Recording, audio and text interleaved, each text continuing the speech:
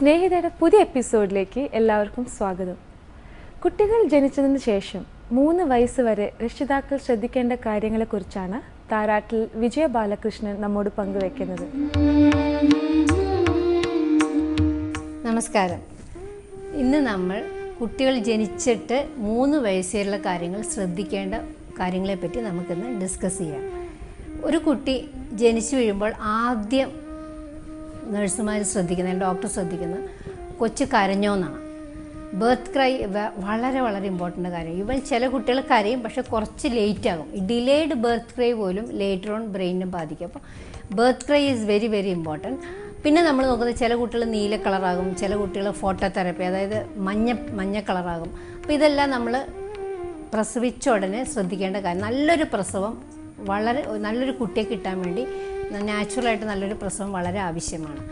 അത് കഴിഞ്ഞ് പിന്നെ നമ്മൾ ശ്രദ്ധിക്കുന്നത്, കുട്ടി പ്രസവിച്ചു, എല്ലാം വീട്ടിൽ വന്നു, പതുക്കെ ഒരു 3 മാസമൊക്കെ ആകുമ്പോൾ കുട്ടിയുടെ തല ഉറയ്ക്കുക. തല ഉറയ്ക്കാതെ, ഇപ്പോൾ മെൻ്റലി ചലഞ്ചഡ് ആയിട്ടുള്ള കുട്ടികളാണ് നമുക്കുണ്ടാകുന്നതെങ്കിൽ തല ഉറയ്ക്കാതെ കുട്ടി ഇങ്ങനെ റൂൾ ചെയ്യും, ഇങ്ങനെ ഡ്രൂളിങ് ഒരുപാട് നാളുണ്ടാകും, പിന്നെ തല ഉറക്കത്തില്ല. ഇതെല്ലാം നമ്മൾ നേരത്തെ തന്നെ ശ്രദ്ധിക്കണം. എസ്പെഷ്യലി ആദ്യത്തെ ഒരു അമ്മയും അച്ഛൻ്റെ ആദ്യത്തെ കുട്ടിയാകുമ്പോൾ പലപ്പോഴും അത് ശ്രദ്ധിക്കപ്പെടാതെ പോകുന്നു.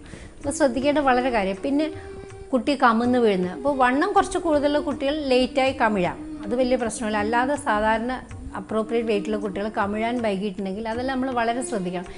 സോഷ്യൽ സ്മൈൽ, കുട്ടി മുഖത്ത് നോക്കി 3-ാം മാസം പുഞ്ചിരിക്കുന്നുണ്ടോ, ദാറ്റ് ഈസ് വളരെ important. Eye contact of the child. അപ്പോൾ നമ്മളെപ്പോഴും early intervention is always better, prevention is better than cure.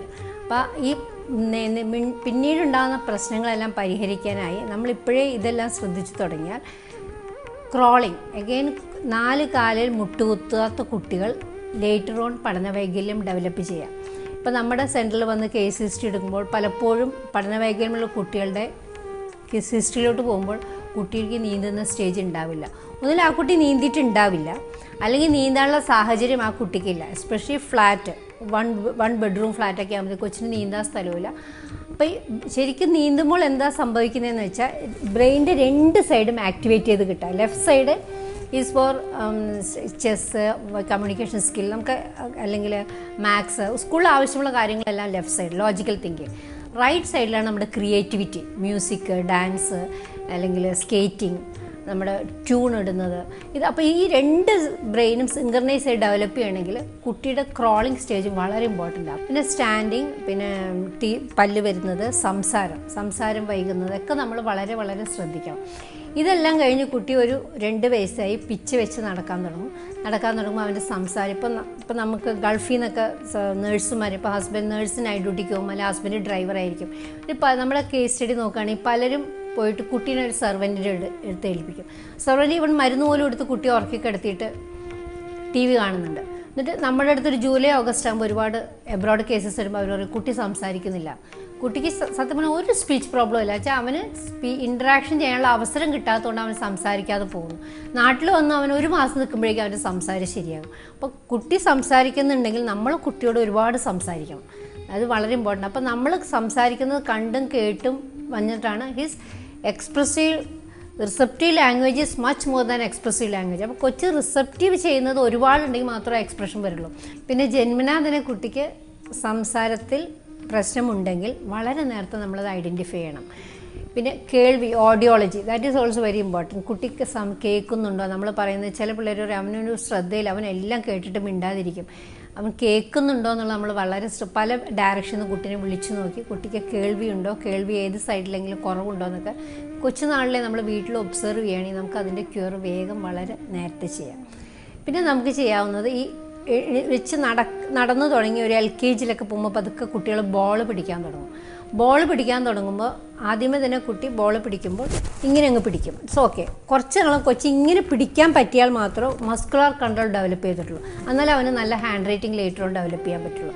So വളരെ കൊച്ചു കാര്യമാണ് പോലും whether he can throw the ball നല്ല ഭംഗിയായിട്ട് എറിയാൻ പറ്റുന്നുണ്ടോ, ഡിസൈഡ് ഡയറക്ഷനിൽ കൊച്ചിന് എറിയാൻ പറ്റുന്നുണ്ടോ, ഇതൊക്കെ മസ്കുലർ കൺട്രോൾ. പിന്നെ whether he can walk in A straight line, പതുക്കെ ആദ്യം പിച്ച വെച്ചൊക്കെ നടന്നു കഴിഞ്ഞ് ഒരു LKG-ലേക്ക് പോകുമ്പോൾ ഹിസ് വാക്കിംഗ് നമ്മൾ ശ്രദ്ധിക്കണം.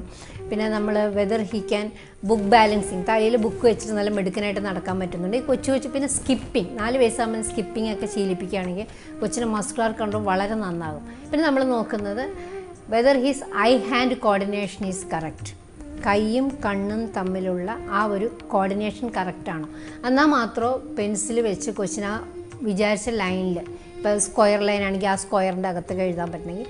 അപ്പോൾ നമ്മൾ പൊതുവേ ചെയ്യിപ്പിക്കുന്ന ആക്ടിവിറ്റിയാണ് മുത്ത് കോർക്കുക.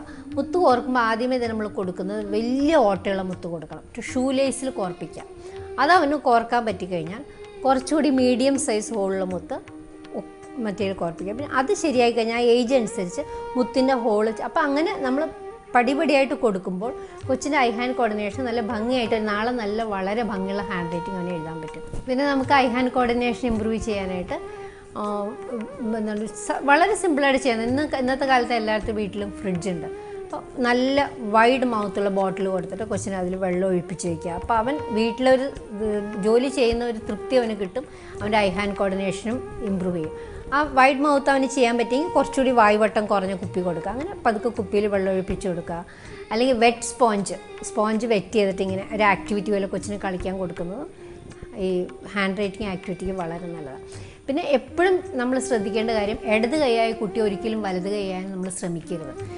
ദൈവം ജന്മന ഇടത്തെ കൈയാണ് അവന് സ്ട്രോങ് എങ്കിൽ let him be left handed എന്ന് വെച്ചാൽ ഇടത്തെ കൈ വലത്തെ കൈ ആക്കി കഴിഞ്ഞാൽ കൊച്ചിന് നാളെ വരുന്നത് വോക്കൽ സ്ട്രെയിനാണ്, ഇമോഷണൽ സ്ട്രെസ് വരും. ഉടനെ നാളെ സ്റ്റാമറിങ് സ്റ്റട്ടറിങ് ഒക്കെ ഡെവലപ്പ് ചെയ്യുന്ന മിക്കവാറും ഒരു വിക്കുള്ള കുട്ടി അല്ലെങ്കിൽ സ്പീച്ച് പ്രോബ്ലം ഉള്ള കുട്ടി പുറകോട്ട് വരുമ്പോൾ നമ്മൾ കേസ് ഹിസ്റ്ററി എടുക്കുമ്പോൾ അറിയാം. അത് മാഡം വലത്തെ കൈയിൽ എടുത്തു കഴിഞ്ഞാൽ വലത്തെ കൈ കൊണ്ട് കൊടുത്തില്ലെങ്കിൽ മോശമല്ലേ, വലത്തെ കൈ കാണിക്കേണ്ടത് വെച്ചാൽ ഞങ്ങൾ അവനെ വലത്തെ കൈ ആക്കി, അതുകൊണ്ട് കൊച്ചിൻ്റെ ഹാൻഡ് റൈറ്റിംഗ് ഇങ്ങനെയായി. അല്ലെങ്കിൽ അവന് കുട്ടിക്ക് ഒരിക്കലും പറയാൻ പറ്റില്ല അയ്യോ എനിക്ക് ഇടത്തെ കൈ ആകുന്നു, മറ്റേ കൈ. അപ്പോൾ അവന് പറ്റാത്ത കൈ കൊണ്ട് അവൻ ചെയ്യുമ്പോൾ വോക്കൽ കോഡിനെ ബാധിച്ച് later on speech problem develop ചെയ്യാം. ഇങ്ങനെ ഒരുപാട് കാര്യങ്ങൾ നമ്മൾ വളരെ ചെറുപ്പത്തിൽ ശ്രദ്ധിക്കുകയാണെങ്കിൽ നമുക്ക് ലേറ്റർ ഓൺ പ്രോബ്ലം ഇല്ലാത്ത നല്ലൊരു കുട്ടിയെ നമുക്ക് വാർത്തെടുക്കാൻ സാധിക്കും.